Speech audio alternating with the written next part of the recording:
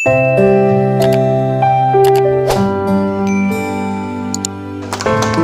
kasih kepada Bapak Karisno, Kepala Desa Jenang. Semoga beliau senantiasa diberikan kesehatan dan kemudahan dalam membangun Desa Jenang supaya lebih maju lagi. Amin, amin ya rabbal alamin. Untuk acara selanjutnya yaitu tausiah yang akan disampaikan oleh Dr. Agus Muhammad Hasan. Pada waktu dan tempat kami persilahkan.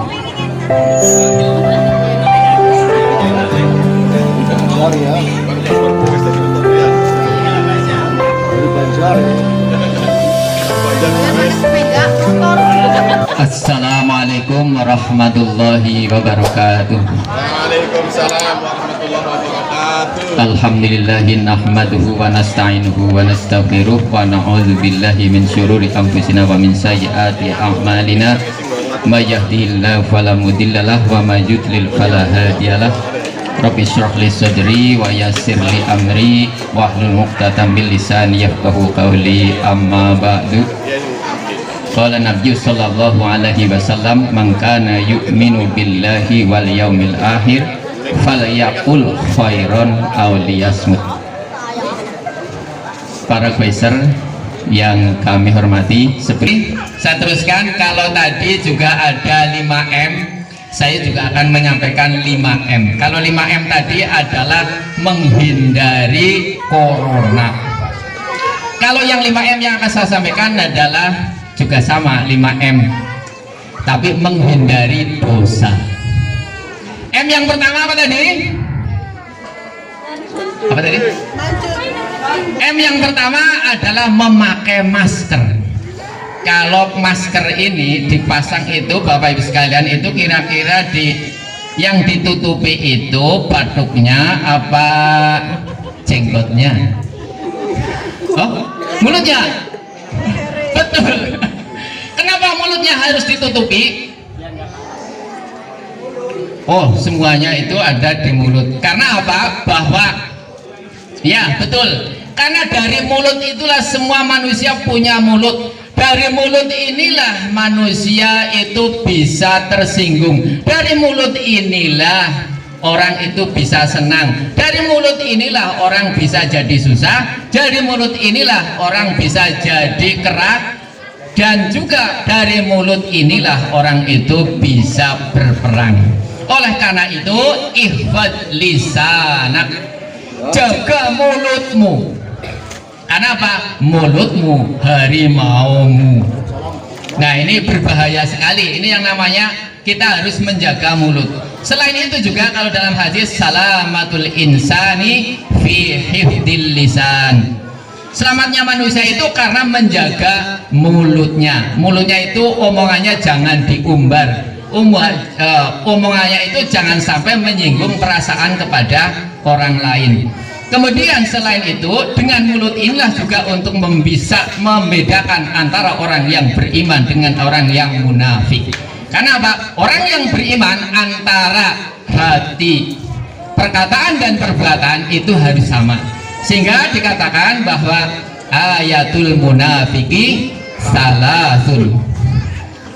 Tanda-tandanya orang munafik itu ada 3. Yang pertama apa? Idza hadatsa kadzaba. Apabila berkata itu bohong. Nih, sering orang yang mungkin janji-janji menyampaikan sesuatu, akan melakukan sesuatu tapi tidak dilaksanakan.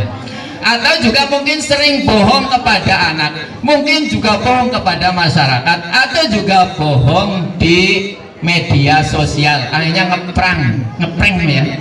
Kalau bahasa sekarangnya itu ngeprank bagaimana itu. Nah, inilah kita harus hindari. Selain itu juga, maka kalau dalam sebuah hadis lagi yang tadi awal juga saya katakan, mangkana yu'minu billahi wal yaumil akhir falyaqul khairan aw liyasmut. Barang siapa yang beriman kepada Allah dan hari akhir, hendaknya ia berkata yang baik. Kalau tidak bisa berkata yang baik, liyasmut, supaya diam. Ini yang pertama, supaya apa? Menjaga lisan. Makanya lisannya supaya ditutupi, jangan sampai untuk menggunjing kepada orang lain. Kemudian yang berikutnya, M yang kedua apa? Tadi M kedua apa? Loh? Apa? Oh iya. Yang ketiga, langsung ketiga saja dulu. Yang ketiga adalah menjaga jarak. Menjaga jarak itu apa? Menjaga jarak dengan yang bukan haknya, bukan miliknya, bukan muhrimnya. Maka kalau di dalam Islam itu sudah jelas antara laki-laki dan perempuan itu juga harus menjaga jarak. Tidak boleh bergaulan intim, nggak boleh. Karena apa? Suhina linnasi hubbus syahwati minan nisa. Telah dihiasi manusia laki-laki itu senang kepada perempuan. Ini kalau yang masih remaja biasanya itu ketika sudah mulai balik itu biasanya naksir kepada perempuan, kepada sesama apa itu? Sesama laki-laki. Kepada Sesama laki-laki. bukan sesama laki-laki. Lawan jenis. Kepada lawan jenis maksudnya itu yang seperti itu normal seperti itu. Tetapi jangan kenormalan ini kemudian disalahgunakan.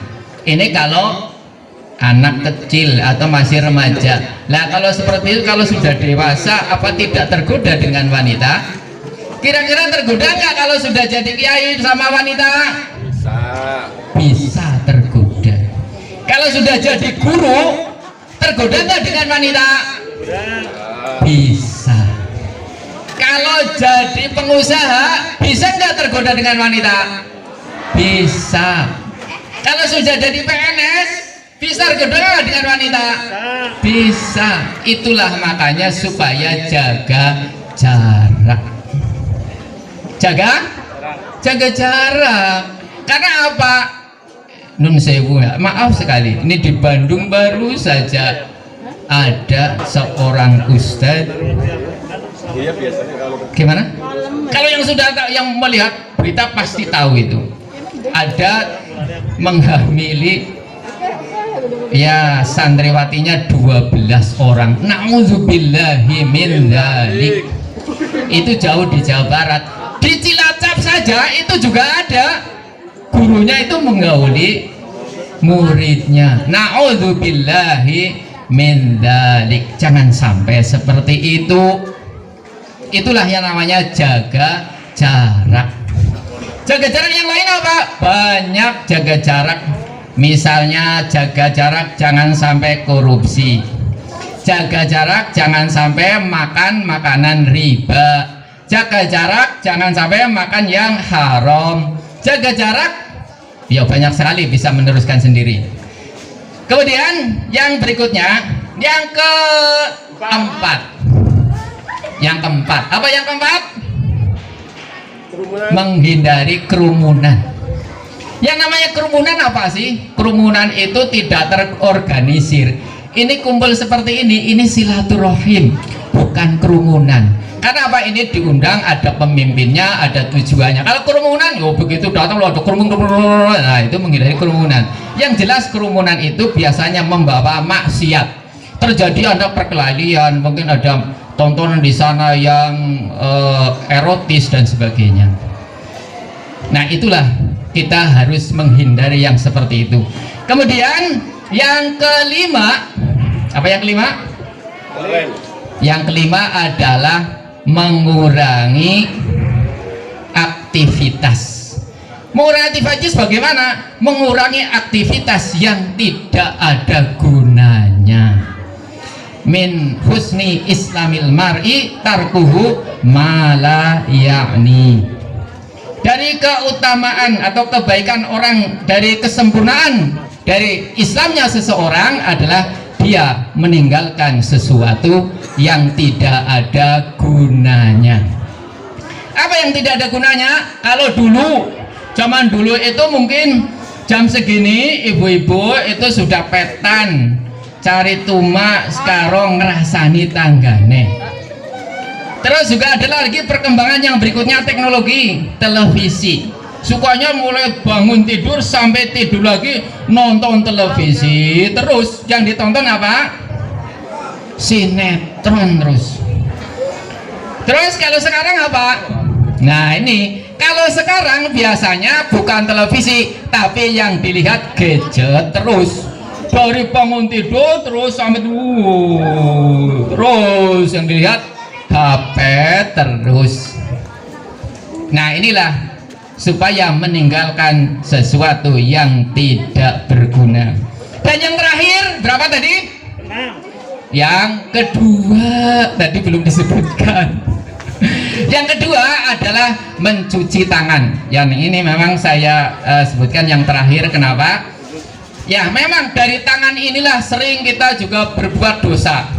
Banyak melakukan, mungkin mengambil sesuatu yang bukan haknya, atau mungkin sering berbuat dolim dengan tangan ini. Mungkin kita ketik pakai tangan yang berupa ucapan, menyindir kepada orang lain, atau buat status dan sebagainya. Ini dari tangan ini, maka tangan ini supaya dicuci.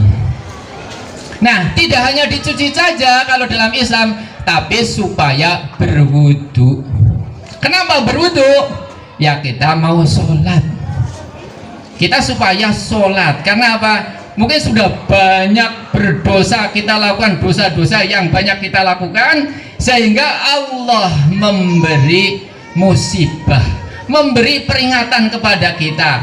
Ada kalanya Gunung Semeru meletus.